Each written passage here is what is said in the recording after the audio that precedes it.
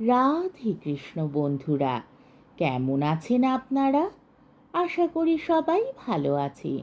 আজকে আবার একটা নতুন ভিডিও নিয়ে হাজির হয়ে গেছি। ভিডিওটি শেষ অবধি দেখার অনুরোধ রইল। আজকের গল্প বঙ্কিমচন্দ্র চট্টোপাধ্যায়ের বিখ্যাত উপন্যাস দেবী চৌধুরানী। আজকে গল্পের 23 পর্ব। ব্রজেশ্বর কিয়ৎক্ষণ বিহ্বল হইয়া রহিল। শেষে জিজ্ঞাসা করিল, সাগর, তুমি এখানে কেন? সাগর বলিল, সাগরের স্বামী, তুমিই বা এখানে কেন? ব্রজ জিজ্ঞাসিল, তাই কি? আমি কয়েদি, তুমিও কি কয়েদি? আমাকে ধরিয়া আনিয়াছে, তোমাকেও কি ধরিয়া আনিয়াছে? সাগর বলিল, আমি কয়েদি নই, আমাকে কেহ ধরিয়া আনে নাই। আমি ইচ্ছাক্রমে দেবী রানীর সাহায্য লইয়াছি। তোমাকে দিয়া আমার পা টিপাইব বলিয়া দেবী রানীর রাজ্যে বাস করিতেছি। তখন নিশি আসিল। ব্রজেশ্বর তাহার বস্ত্রালঙ্কারী জাঁকজমক দেখিয়া মনে করিল এই দেবী চৌধুরানী। ব্রজেশ্বর সম্ভ্রম রাখিবার জন্য উঠিয়া দাঁড়াইল। নিশি বলিল, স্ত্রীলোক ডাকাইত হইলেও তাহার অত সম্মান করিতে নাই, আপনি বসুন। এখন শুনিলেন কেন আপনার বজরায় আমরা ডাকাইতি করিয়াছি। এখন সাগরের পণ উদ্ধার হইয়াছে, এখন আপনাতে আর আমাদের প্রয়োজন নাই। আপনি আপনার নৌকায় ফিরিয়া যাইলে কেহ আটক করিবে না। আপনার জিনিসপত্র এক কপর্দক কেহ লইবে না। সব আপনার বজ্রায় ফিটাইয়া পাঠাইয়া দিতেছি। কিন্তু এই একটা কপর্দক, এই পোড়ামুখী সাগর, ইহার কি হইবে? এ কি বাপের বাড়ি ফিরিয়া যাইবে? ইহাকে আপনি লইয়া যাইবেন কি? মনে করুন আপনি উহার এক করার কেনা গোলাম। বিস্ময়ের উপর বিস্ময়। ব্রজেশ্বর বিহ্বল হইল। তবে ডাকাইতি সব মিথ্যা, এটা ডাকাইত নয়। ব্রজেশ্বর ক্ষণিক ভাবিল, ভাবিয়া শেষে বলিল, তোমরা আমায় বোকা বানাইলে। আমি মনে করিয়াছিলাম দেবী চৌধুরানীর দলে আমার বজরায় ডাকাইতি করিয়াছে। তখন নিশি বলিল, সত্যি সত্যি দেবী চৌধুরানীর এই বজরা। দেবী রানী সত্যি সত্যি ডাকাইতি করেন। কথা শেষ হইতে না হইতেই ব্রজেশ্বর বলিল, দেবী রানী সত্যি সত্যি ডাকাইতি করেন, তবে আপনি কি দেবী রানী নন? নিশি বলিল, আমি দেবী নই। আপনি যদি রানীজিকে দেখিতে যান, তিনি দর্শন দিলেও দিতে পারেন, কিন্তু যা বলিতেছিলাম তা আগে শুনুন। আমরা সত্যি সত্যি ডাকাইতি করি, কিন্তু আপনার উপর ডাকাইতি করিবার আর কোনো উদ্দেশ্য নাই, কেবল সাগরের প্রতীক্ষা রক্ষা। এখন সাগর বাড়ি যায় কি প্রকারে? প্রতিজ্ঞা তো রক্ষা হইল। ব্রজেশ্বর জিজ্ঞাসিল, আসিল কি প্রকারে? নিশি উত্তর দিল, রানীজির সঙ্গে। ব্রজ বলিল, আমিও তো সাগরের পিত্রালয় গিয়াছিলাম, সেখান হইতেই আসিতেছি। কই, সেখানে তো রানীজিকে দেখি নাই। নিশি বলিল, রানীজি আপনার পরে সেখানে গিয়েছিলেন। ব্রজেশ্বর জিজ্ঞাসা করিল, তবে ইহার মধ্যে এখানে আসিলেন কি প্রকারে? নিশি উত্তর করিল, আমাদের ছিপ দেখিতেছ না, 50 বোটে। ব্রজ বলিল, তবে আপনারাই কেন ছিপে করিয়া সাগরকে রাখিয়া আসেন না? নিশি বলিল, তাতে একটা বাধা আছে। সাগর কাহাকে না বলিয়া রানীর সঙ্গে আসিয়াছে, এজন্য অন্য লোকের সঙ্গে ফিরিয়া গেলে সবাই জিজ্ঞাসা করিবে কোথায় গিয়েছিলে। আপনার সঙ্গে ফিরিয়া গেলে উত্তরের ভাবনা নাই। ব্রজ বলিল, ভালো, তাই হইবে। আপনি অনুগ্রহ করিয়া ছিপ হুকুম করিয়া দিন, দিতেছি। বলিয়া নিশি সেখান হইতে সরিয়া গেল। তখন সাগরকে নির্জনে পাইয়া ব্রজেশ্বর বলিল, সাগর, তুমি কেন এমন প্রতিজ্ঞা করিয়াছিলে? মুখে অঞ্চল দিয়া, এবার ঢাকাই রুমাল নহে, কাপড়ের যেখানটা হাতে উঠিল সেই কানটা মুখে ঢাকা দিয়া সাগর কাঁদিল। সেই মুখরা সাগর টিপিয়া টিপিয়া, কাঁদিয়া কাঁদিয়া চুপি চুপি কান্না কাঁদিল। চুপি চুপি পাছে দেবী শোনে। কান্না থাপিলে ব্রজেশ্বর জিজ্ঞাসা করিল, সাগর, তুমি আমায় ডাকিলে না কেন? ডাকিলেই সব মিটিয়া যাইত। সাগর কষ্টে রোদন সংবরণ করিয়া চক্ষু মুছিয়া বলিল, কপালের ভোগ, কিন্তু আমি নাই ডাকিয়াছি, তুমি বা আসলে না কেন? ব্রজ বলিল, তুমি আমায় তাড়াইয়া দিয়াছিলে, না ডাকিলে যাই কি বলিয়া। এই সকল কথাবার্তা যথাশাস্ত্র সমাপন হইলে ব্রজেশ্বর বলিল, সাগর, তুমি ডাকাইতের সঙ্গে কেন আসিলে? সাগর বলিল, দেবী সম্বন্ধে আমার ভগিনী হয়, পূর্বে জানাশোনা ছিল। তুমি চলিয়া আসিলে সে গিয়া আমার বাপের বাড়ি উপস্থিত হইল। আমি কাঁদিতেছি দেখিয়া সে বলিল, কাঁদো কেন ভাই, তোমার শ্যামাচাঁদকে আমি বেঁধে এনে দেব, আমার সঙ্গে 2 দিনের তরে এসো। তাই আমি আসিলাম। দেবীকে সম্পূর্ণ বিশ্বাস করিবার আমার বিশেষ কারণ আছে। তোমার সঙ্গে আমি পলাইয়া চলিলাম, এই কথা আমি চাকরানীকে বলিয়া আসিয়াছি।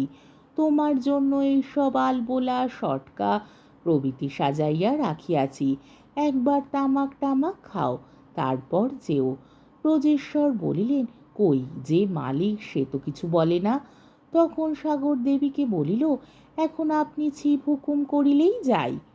নিশি ছিপ তোমারই, কিন্তু দেখো তুমি রানীর বোনাই, কুটুম্বকে সস্থানে পাইয়া আমরা আদর করিলাম না, কেবল অপমানই করিলাম, এ বড় দুঃখ থাকে।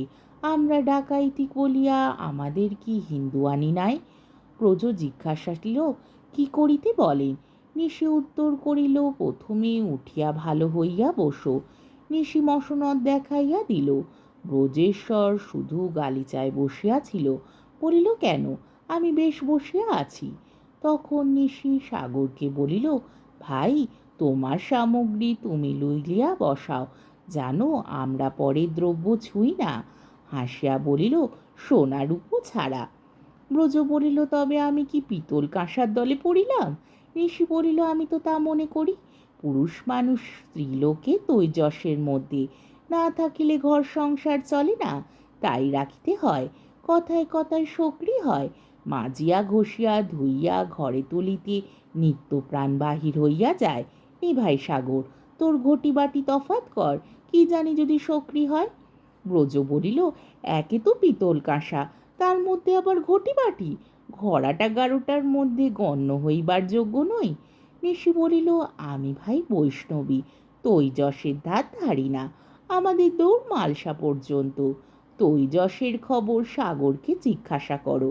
সাগর বলিল, আমি ঠিক কথা জানি। পুরুষ মানুষ তৈজসের মধ্যে কলসি, সদাই অন্তর শূন্য। আমরা যাই গুণবতী, তাই জল পুড়িয়ে পুণ্যকুম্ভ করিয়া রাখি। নিশি বলিল, ঠিক বলেছিস, তাই মেয়ে মানুষে এ জিনিস গলায় বাঁধিয়া সাগর সমুদ্রে ডুবিয়া মরে। নে ভাই, তোর কলসি কলসি পিঁড়ির উপর তুলিয়া রাখ।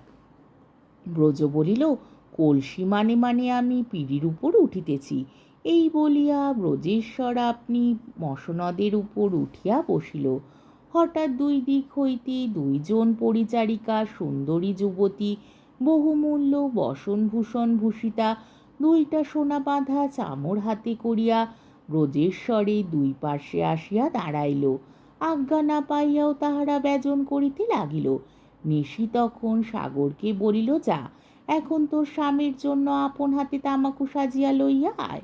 সাগর ক্ষিপ্র হস্তে সোনার আলবোলার উপর হইতে কলিকা লইয়া গিয়া শীঘ্র মিঘনাবি সুগন্ধি তামাকু সাজিয়া আনিল, আলবোলায় চড়াইয়া দিল। ব্রজেশ্বর বলিলেন, আমাকে একটা হুকায় নল করিয়া তামাকু দাও। নিশি বলিল, কোনো শঙ্কা নাই, ওই আলবোলা উৎকৃষ্ট নয়, কেহ কখনো উহাতে তামাকু খায় নাই, আমরা কেহ তামাকু খাই না। ব্রজ জিজ্ঞাসা করিল, সে কি, তবে এই আলবোলা কেন? নিশি উত্তর করিল, দেবীর রানীগিরির দোকানদারি। ব্রজ বলিল, তা হোক, আমি যখন আসিলাম তখন যে তামাকু সাজা ছিল, কে খাইতেছিল? নিশি বলিল, কেহ না, সাজাও দোকানদারি। ওই আলবোলা সেই দিন বাহির হইয়াছে, ওই তামাকু সেই দিন কেনা হইয়া আসিয়াছে, সাগরের স্বামী আসিবে বলিয়া। ব্রজেশ্বর মুখনলটি পরীক্ষা করিয়া দেখিলেন, অভুক্ত বোধ হয়। তখন ব্রজেশ্বর ধূমপানের অনির্বচনীয় সুখে মগ্ন হইলেন। নিশি তখন সাগরকে বলিল, তুই পোড়ার মুখে আর দাঁড়াইয়া কি করিস? পুরুষ মানুষে হুকায় নল মুখে করিলে আর কি স্ত্রী পরিবারকে মনে ঠাঁই দেয়? যা, তুই গোটা কত পান সাজিয়ে আন, দেখিস আপন হাতে পান সাজিয়া আনিস, পরের সাজা আনিস না। পারিস যদি একটু ওষুধ করিস। সাগর বলিল, আপন হাতেই সাজা আছে, ওষুধ জানিলে আমার এমন দশা হইবে কেন? এই বলিয়া সাগর চন্দন, কর্পূর, চুয়া, গোলাপে সুগন্ধি পানের রাশি সোনার বাটা পুড়িয়া আনিল। তখন নিশি বলিল, তোর স্বামীকে অনেক বকেছিস, কিছু জল খাবার নিয়ে আয়। ব্রজেশ্বরের মুখ শুকাইল। সর্বনাশ! এত রাত্রি জল খাবার, ওইটি মাপ করিও। কিন্তু কেহ তাহার কথা শুনিল না। সাগর বড় তাড়াতাড়ি আর এক কামরায় ঝাড় দিয়া জলের হাতে মুছিয়া একখানা বড় ভারী পুরু আসন পাতিয়া চারি পাঁচখানা রূপার থালে সামগ্রী সাজাইয়া ফেলিল। স্বর্ণপাত্রে উত্তম সুগন্ধি শীতল জল রাখিয়া দিল। জানিতে পারিয়া নিশি ব্রজেশ্বরকে বলিল, ঠাঁই হইয়াছে, ওঠো। ব্রজেশ্বর উকি মারিয়া দেখিয়া নিশির কাছে হাত জোড় করিল, বলিল, ডাকাইতি করিয়া ধরিয়া আনিয়া কয়েদ করিয়াছ, সে অত্যাচার সইয়াছি, কিন্তু এত রাত্রে এ অত্যাচার সইব না, দোহাই। স্ত্রীলোকেরা মার্জনা করিল না। ব্রজেশ্বর অগত্যা কিছু খাইল। সাগর তখন নিশিকে বলিল, ব্রাহ্মণ ভোজন করাইলে কিছু দক্ষিণা দিতে হয়। নিশি বলিল, দক্ষিণা রানী স্বয়ং দিবেন, এসো ভাই, রানী দেখিবে, এসো। এই বলিয়া নিশি ব্রজেশ্বরকে আর এক কামরায় সঙ্গে করিয়া লইয়া গেল। আজকের পর্বটি এইখানেই শেষ হলো। আমার ভিডিওটি যদি আপনাদের ভালো লেগে থাকে তাহলে আমাকে কমেন্টের মাধ্যমে আপনাদের মূল্যবান মতামত অবশ্যই জানাবেন এবং আমার ভিডিওটিকে লাইক ও শেয়ার করার ও আমার চ্যানেলটিকে সাবস্ক্রাইব করারও অনুরোধ রইল। তাহলে আজকের ভিডিওটা এই অবধি।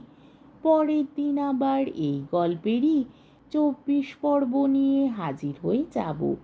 ততক্ষণ পর্যন্ত আপনারা সবাই ভালো থাকবেন, সুস্থ থাকবেন, সাবধানে থাকবেন এবং আমার ভিডিওটি দেখতে থাকবেন।